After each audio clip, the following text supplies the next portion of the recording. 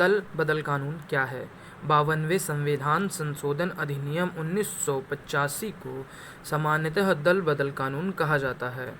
इसमें संविधान के 4 अनुच्छेदों यानी अनुच्छेद 101, 102, अनुच्छेद 190 और 191 में परिवर्तन किया गया है, जो कि सदस्यों तथा विधायकों द्वारा एक राजनीतिक दल से दूसरे राजनीतिक दल में परिवर्तन के आधार पर उसको निरर्हता यानी कि अयोग्य घोषित करने के प्रावधान यहाँ पर दिए गए हैं। दल बदल विरोध कानून। दल बदल विरोध कानून उन विधायकों सांसदों को अयोग्य घोषित करता है जो एक राजनीतिक दल से टिकट लेते हैं, चुनाव लड़ते हैं और स्वेच्छा से ही उसकी सदस्यता को छोड़ देते हैं और बिना पूर्व अनुमति के यानी कि जो पार्टी है उसको बिना बताए विप के विरुद्ध सदन में मतदान करते हैं या फिर उसके सहमति से इनकार करते हैं।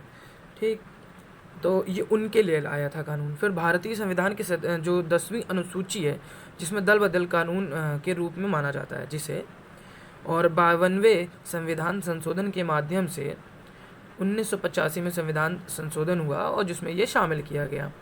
फिर इसकी स्टार्टिंग है, थोड़ी आप समझिए, डिटेल है कि वर्ष 1967 में चुनाव के बाद विधायकों के दल बदल के कारण सरकारों को गिरते देखा गया, मतलब बहुत से ज़्यादा प्रॉब्लम हो रही थी, तो दल बदल कानून को बहुत ज़ोर दिया गया कि आप लेके आइए।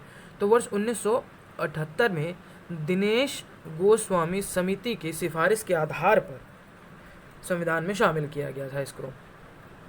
अयोग्य किन धारणाओं पर निर्धारण किया जा सकता है? कोई 3 पैमाने हैं जिन पे इनको हम अयोग्य घोषित करते हैं। तो जो पहला है कि जब कोई सदस्य है और वो जो मतलब कि विधायक है या सांसद है, वो जब जीतने के बाद वो मतलब सदस्यता को छोड़ देता है और 15 दिन तक अगर उसे पार्टी माफ़ नहीं करती है, 15 दिन तक अगर उसे पार्टी नहीं माफ़ करती है तो वो अयोग्य घोषित किया जाएगा। और दूसरा पॉइंट है कि अगर कोई निर्दलीय सांसद या विधायक है जो निर्वाचित होने के बाद किसी दल में शामिल हो जाता है, मतलब आप निर्दलीय थे लेकिन किसी अदर राजनीतिक दल जो बड़े हैं उनमें शामिल हो गए जाते हैं, तो भी आपकी ये जो है इसको अयोग्य घोषित कर दिया जाएगा। फिर मनोनीत विधायक जो है या सांसद है जो 6 माह के भीतर किसी राजनीतिक पक्ष में शामिल होने की अनुमति है, 6 माह के बाद नहीं, अगर 6 माह के बाद होते हैं तो उन्हें अयोग्य घोषित किया जाता है। अपवाद क्या है कि अपवाद ये है कि जब यदि कोई दल है तो उस दल के वो दल के अगर कोई जो विधायक या सांसद है वो किसी अन्य दल में शामिल होना चाहते हैं तो किस तरीके से हो सकते हैं। तो अगर जो दल निकल कर किसी अदर दल में जाना चाहता है तो जो निकलने वाला दल है उसमें कम से कम उसके 2/3 विधायकों या सांसदों को वहाँ से निकलना होगा, तभी मान्य अयोग्य नहीं घोषित किया जाएगा उन सदस्यों को, वरना अयोग्य घोषित किया जा सकता है अगर वो 2/3 नहीं होते हैं तो। 1985 के कानून के तहत किसी दल के 1/3 सदस्य दल से निकल सकते थे, परंतु कोई सुधार न आने पर भी फिर भी बहुत ज़्यादा पार्टियों को, सरकारों को गिरने आ पड़ा, तो फिर वो संविधान संशोधन किया गया 91 संविधान संशोधन किया गया 2003 में। और जो ये 1/3 था, मतलब 1/3 को बढ़ाकर अब 2/3 कर दिया गया।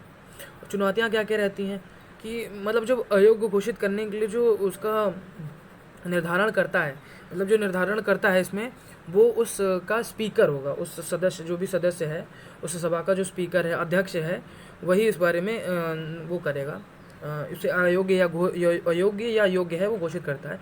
तो उसके लिए कोई निश्चित सीमा नहीं दी गई कितने समय में आपको उसको अयोग्य या योग्य घोषित करना है, तो ये एक बहुत बड़ी चुनौती है रहती है हमेशा के लिए।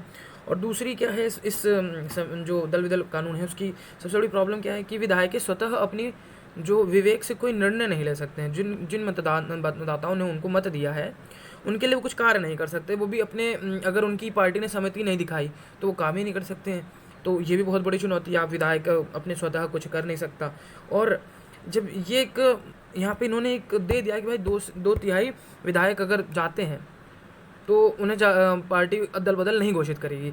इसके तहत क्या होता है कि वो 2/3 लोग जो सदस्य हैं उनको खरीदने का बहुत ज़्यादा ट्रेंड चल गया है। तो ट्रेडिंग, एक हार्श ट्रेडिंग को बढ़ावा देना है, जो विधायकों को खरीद को बढ़ावा देते हैं एक तरीके से।